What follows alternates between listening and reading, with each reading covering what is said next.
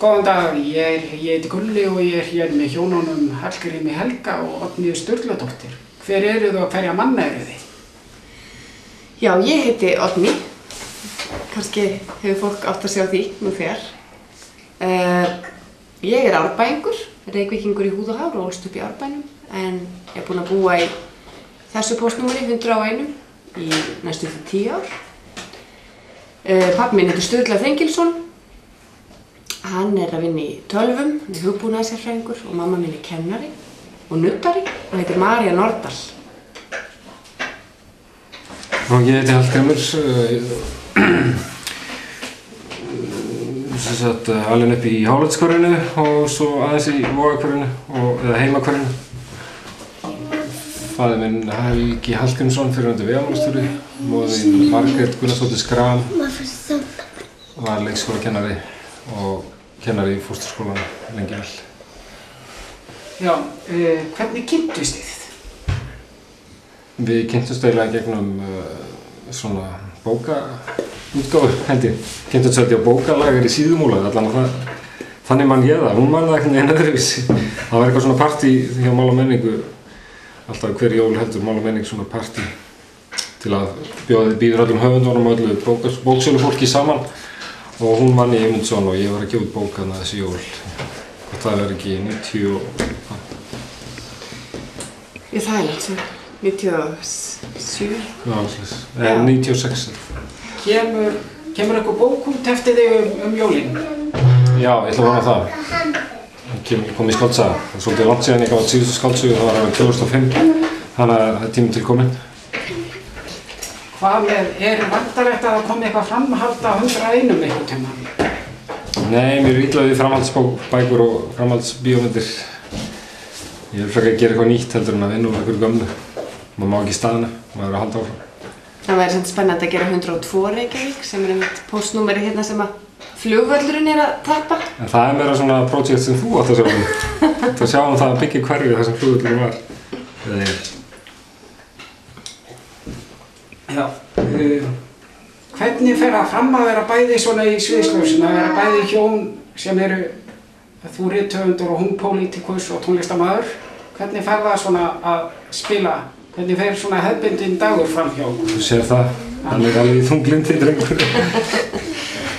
Hefðbundinn dagur nú kannski erfitt að átta sig á honum því að verkefnin eru ansi hreint ólík allavega hjá mér. En Hallgrímur vinnur nú frekar reglulega. Hann vinnur einn og skrifar frá því að vaknar og þá hann er búinn á daginn. Og aftur á móti minna hægt að treysta á að myndarskrá sér reglulega því að það er svona ansi oft sem að þarf að vera einhvers staðar hér og þar á ráðstefnum og í útlöndum og allt mögulegt. En að vera í sviðsljósinu, ég held að við kannski áttum okkur ekkert beint á því sjálf. Það er nú ekkert sem að, já það fer nú ekkert mikið í töðunar á mér allavega. Ég held að við upplifum okkur ekkert sérstaklega mikið í sviðsljósinu, nema kannski núna þegar við erum með svona kvikmyndagerðarmenn heima hjá okkur á sunnudegi. En að öðru leyti þá lifum við nú bara ósköp venjulegu lífi. En við getum sagt að þetta sé mjög erfitt að púsla þessu saman og það er svona jafnvægiskunst að finna rétta jafnvægi milli einkalífs og vinnu og þessari tveggja vinna sem við erum í og þetta skara stundum og þá er leitað á náðir fjölskyldunar og svona. En þetta hefur nú gengið ágætlega að hengja til. Á móti kemur að við erum í frekar svona sveigjanlegum störfum þannig, eða það getur verið þannig.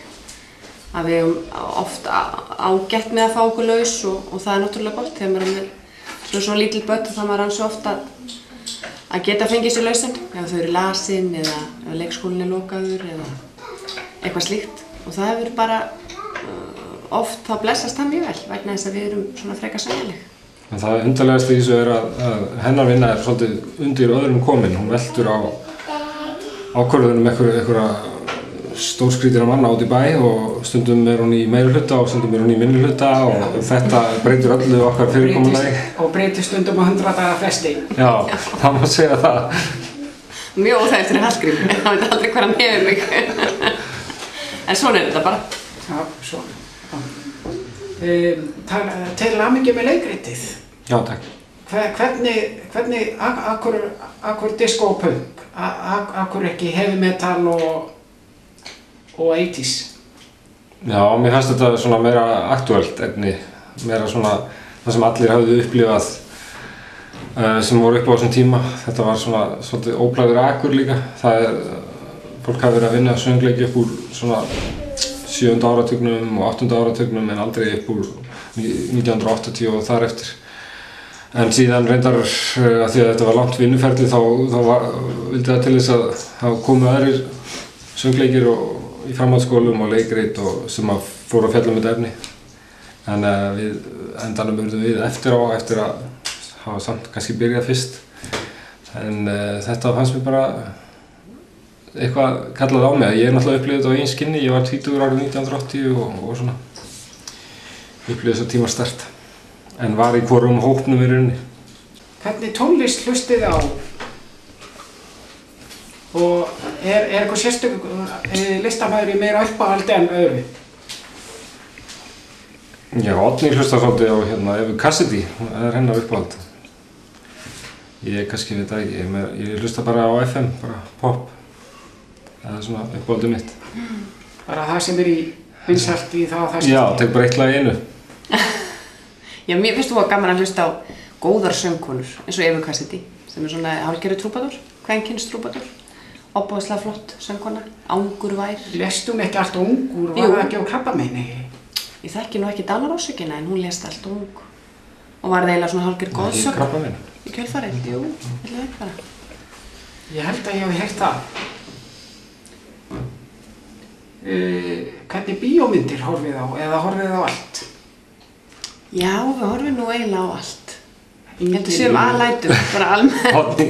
Við höfum ekki farið á bíó í 4 ár. Við förum alveg rosa lítið í bíó en við horfum alveg á allt. Við höfum 8-3 vídeómyndir og sofnum við allum.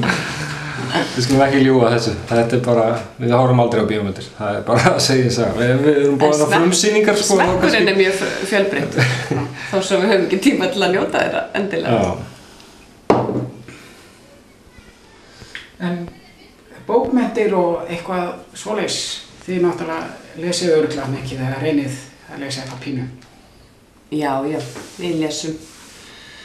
Hér óskaplega mikið af bókum upp í hillum, en oft nú tíminn svona á skortnum skammti, en ég les nú orðið ansi hreint mikið bara eitthvað sem tengist vinnunni. Allskyns bækur það getur verið allt frá bókum einhverfu upp í bækur sköpun í skólastarfi. Svo reynir maður nú bara að komast yfir þessi blöð sem berast lúna á hverjum einsta degi. Og síðan reynir ég að lesa fagurbókmenntir eins og ég get. Mér finnst það óskaplega gaman. Bók Ormur frá fornu fari. Já, ég nú kannski svolítið svona, maður þarf að vera mjög selektífur og vandar sig vel í valinu sem maður ætlar að lesa því að maður kemst yfir fábækur á ári. Þá er maður kannski svolítið svona að lesa klassískar bókmenntir svona. Kannski verk sem maður átti alltaf eftir að lesa eða eitthvað svoleiðis og svo hnusa svona að því nýjasta sem nýjasta nýtt og svo líka kemur fyrir að maður þarf að lesa bækur sem tengjast skáldsögunni sem maður að skrifa. Ef maður kannski að skrifa eitthvað ákveðið efni þá þarf maður kannski að lesa svona fræðibækur ákveðið efni sem maður ætlar svo fjallum.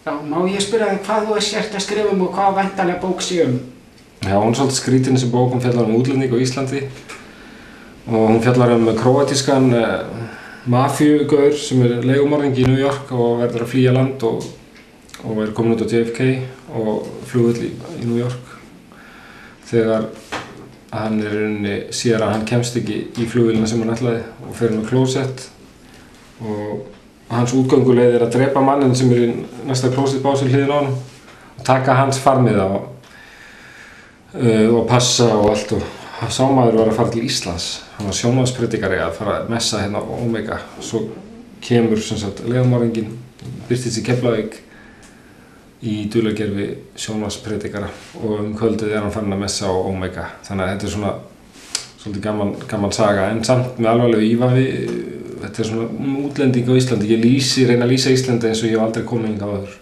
það var mjög skemmtilegt verkefni Já, hvað ertu lengi að vinna inn á svona skáldsögu? Ofboðslega lengi. Ég held ég hafi verið svona allt í allt kannski 6 til 9 mánuði að skrifa þessa bók. Frá þú fær fyrstu hugmynd, krotar eitthvað á blaði eða? Já, hugmyndir eru lengi að gerast. Ég fekk hugmyndina fyrir kannski 5 árum. Svo fikk ég aðra hugmynd 3 árum seinna og þá small allt saman.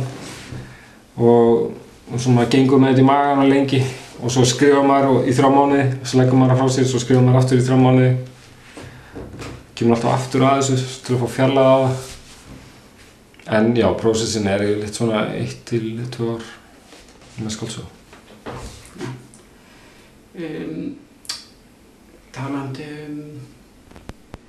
Talandi þarna, það sem að skeið þjóðfélaginu í dag, hvaða skoðun hafið á því að vörubílstjórarnir allt crazy og... Já, þetta nú góð spurning.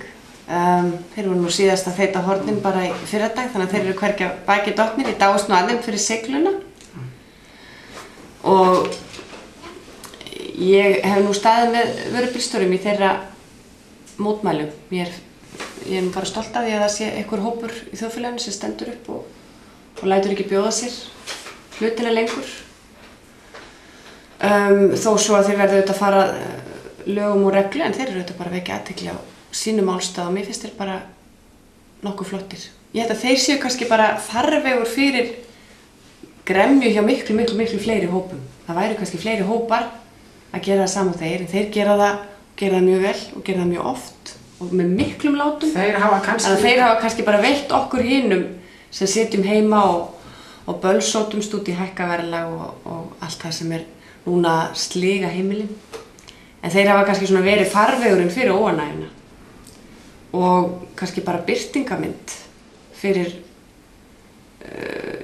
óánægjan risastóran hóp Íslendinga sem eru ansið hreint svektir út í það hvernig málin eru farin að þróast. Já, ég hugsa að margir hópar séu einmitt staddir á þessum stað, þú veist, að það sé alveg að potturinn sé alveg að sjóða upp úr en þeir einhvern veginn á ekki lyfta lokinu af eða að það sé ekki einhvern manneskja sem er nógu crazy til að leggja allt undir og eins og hann Sturla.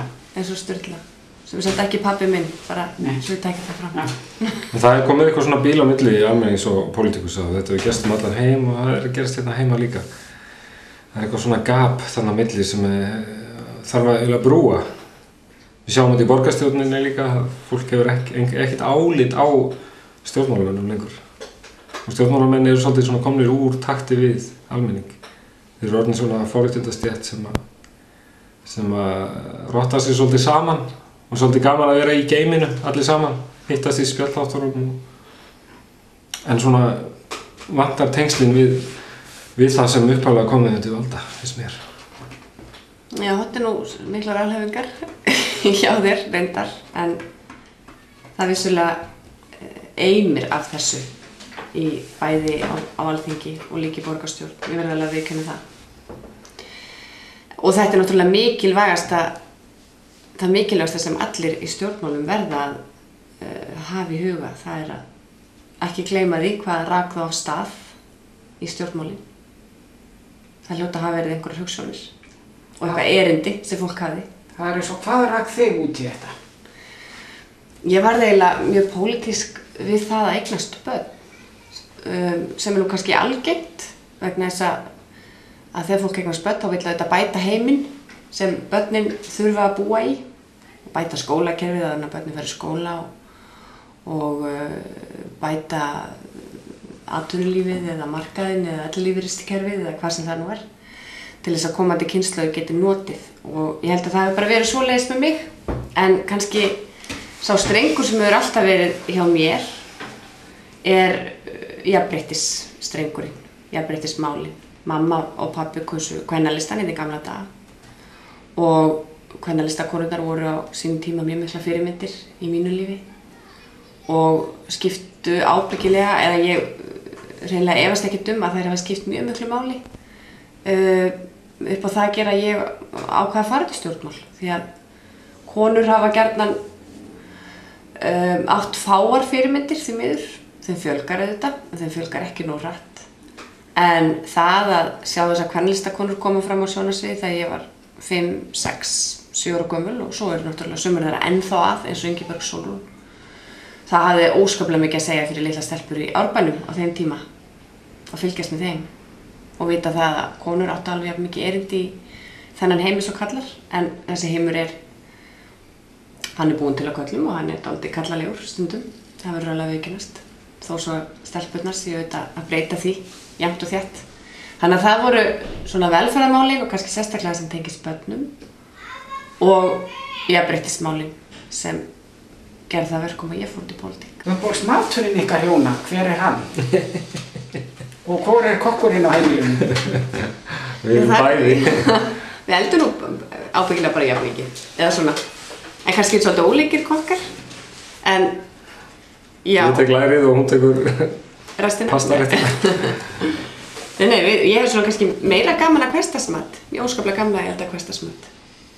En þú svona blómstrar þegar kemur að erfiðu sósunum og flóknum sunnudagsmat.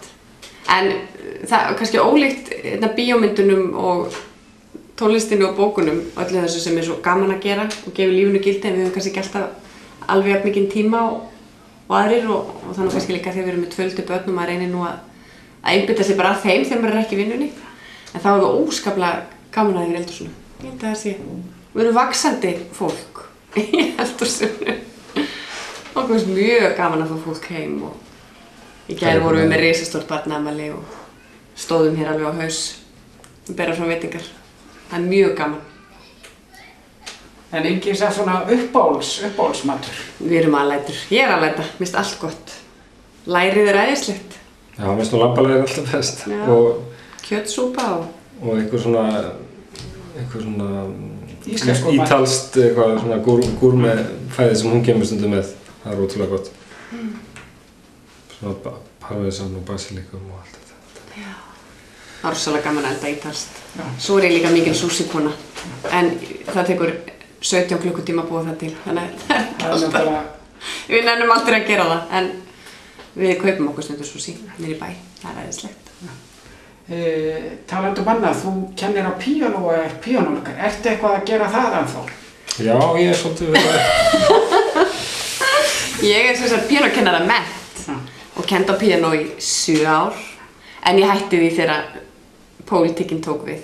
Því að það mikilvægast öllu þegar maður kennir krökkum á píanó, það er að vera stöðugur og stabíll og klikka ekki á því að hafa tíman alltaf á réttum tíma í hver einustu viku. Því að píanónámið byggir svo mikið á því að krakkar rækti með sér ákveðin sjálfsaga. Þau þurfa að leggja mjög mikið á sig heima hjá sér til þess að þetta gangi upp og svo hitta þau kennarann bara örstutt, einu sinni í viku eða 2 sinni í viku. En ég ákvað það að það væri ekki alveg hægt að stóla nóg mikið á þennan píanókennara þegar hann fór út í pólitík. Þannig að ég er núna bara að taka mér smá frí. En mér finnst það samt eiginlega þyngra en tárum taki því að ég hef óskaplega gaman að ég að kenna. Og þar að leiðandi, að því ég kenni ekki neitt, þá spila ég líka voða lítið og það er ekki nóg gott. Ég er að taka mig á því, alltaf að spila fyrir Hallgrím á kvöldin, reyni það. Svo ertu nú að kenna meirilutanum eitthvað? Já, svo reynir maður að kenna hinum í borgarstjórn einhverjar, að slá ekki jafnmargar feilnótur. En svo var ég líka í hljómsveit í gamla daga og þannig að ég hef nú... Hvaða hljómsveit varst í? Ég var í hljómsveit sem heitir Ensími. Hún er nú reyndar ennþá til að nafninu, þó þeir séu nú kannski ekki mjög mikið að æfa, en einhver fugl hvíslaði nú samt að mér daginn að þeir ætla að koma saman aftur. Og ætla þú eitthvað að koma fram með þeim eða? Ég veit það ekki, ég kom fram með þeim reyndar vorið 2006 í kosningabaráttunni þegar við vorum að berjast borgina, það var óskaplega gaman. En þetta eru tveir mjög ólíkir heimar, kannski svona eins og að vera í söngleikja bransanum og svo skrifa bók. En það var óbúslega gaman að hafa prófað hvoru tveggja. Og þessi hljómsveitabransi er mjög skemmtilegur, það eru skemmtilegi karakterar. Og svona, tími sem maður gleymir aldrei. Það er líka ekki svona 9-5. Ég verð var við það hjá okkur, þeir eru frekar svona ekki 9-5 fólk, heldur svona hvað kallast það? Ekki vinnu alkar heldur. Já. Með svona 10-11 fólk. Eiginlega fyrir fólk sem bara vil að vinna í skorpum og eiga svo góð frí. Já, mér finnst það reyndar ekki slæmt og það nú til dæmis það sem að fólk sækir í við kennslu. Þó að kennsla virki á yfirborðinu mjög mikil rútínu vinna, þá hún skorpuvinna. Það koma próf á vorin og próf fyrir jólin og mikið að gera á haustunarskipuleggi og mikið að gera á vorin, en svo koma svona góðar pásur inn á milli. Ég meira svona 9-5 maður. Já. Svona vinna alltaf reglulega vinnudag og reyna að nota hana tíma þegar börnin á leikskóla til þess að geta gert eitthvað og það bara að vera einn í vinnustofunni og reyna að skrifa eitthvað, koma ykkur á blað eitthvað frá sér og svo vinn ég og lítið fyrir utan það sko. Nema svona kannski þegar eitthvað tilfellur í eitthvað leikhúsi þá þarf maður að vera fram eftir á kvöldin eða eitthvað svoleið sko, en yfirleitt þetta bara 9-5 og mér finnst það bara henta mér vel og maður yfirleitt búinn á því 5. Svo kom börnunum í hattinn og þá klukkan ára 9 og þá fyrir maður á Facebookið. þá maður alveg búinn á því sko. Það miklu betra og það eiginlega ekki bara miklu betra, það algjörlega lífsnauðsynlegt þegar maður með 2 börn að viðhafa þessa rútínu. Stundum það ekki alveg hægt. Það að segja maður það stundum að vinna lengur enn til 5 og stundum þegar maður vinna helgar og það getur mikið legið við stundum, bæði í mínu starfi og hans þó að það sé nú oftar mín megin. En svona gegnum snitt þá reynum við nú að hafa reglu á hlutunum. Því lítil börn þau verða bara hreinlega, þau missa bara fótana ef það ekki rútína á heimilinu. Hvað með þessar teikningar sem við sjáum eftir eins og fyrir aftan, hvernig var þú til? Ertu eitthvað að teikna það? Já, alltaf næstlega. Þetta þetta Grimm sem svona hlíðar sjálf mitt sem í aðalhlutverki í þessum teikningum á þessum toga. Þetta reyndar verkefni sem ég fékk mér var beðinn að gera forsíðumynd á eitthvað norrænt tímarit, bókmenntatímarit og þá datt mér í hug að gera svona mynd þar sem að Grimm væri á bókamessunni í Frankfurt að heilsa upp og aðrar persónur úr barnabókum, svona aðal söguhetjur eins og Lukku-Láka, Línu Langsokk og Lísu í Undralandi og þau væri svona fagna útgáfu sinna bóka hérna í kokteil á bókamessu og mér finnst þetta svona skemmtilegt mótíf. Geysilega mikil vinna reyndar í því að gera þessi mynd. Hvað varstu lengi að hanna eina svona mynd og hvernig var eiginlega hugmyndin Grimm til? Já, hann var eftir að hafa séð þetta í, hvað var það ekki Mokka, DFF eða Mokkanum? Það var DFF. Já, hann var til árið hvað, 1996 eitthvað slags, út í París, ég var bara eitthvað að fikta svona og þá kom þessi típa með þessar tennur og nef og svo sá ég að hann var svolítið líkur mér, þetta var svona spratt bara eðlilega fram og ég sá svona möguleikana í honum að geta verið gaman að vinna með hann og já, síðan hef ég bara verið svona af og til í þessu, ég hef nú ekki gert neitt í hvað 3-4 ár núna með hann en svona mynd eins og þessi, hún tekur kannski svona 2-3 daga að teiknast og síðan hún unnin í tölvu og lituð í tölvu og sko pentuð út þannig þetta svona ákveðið ferli, tekur nokkra daga. Já. Ég bara þakka ykkur fyrir eitthvað lokaorð sem þið hafið fyrir áhorfendur. Bara gaman að fá að koma hérna á mkmedia.is og ég vona bara að ykkur gangi vel með þetta og fólk flykkist þarna inn. Þið eru greinilega fagmenn í þessu. Við biðjum bara til kvikmynd í fullri lengd. Gangi ykkur vel. Ég þakka hjónunum fyrir og ég hvet bara, Gulli og bless.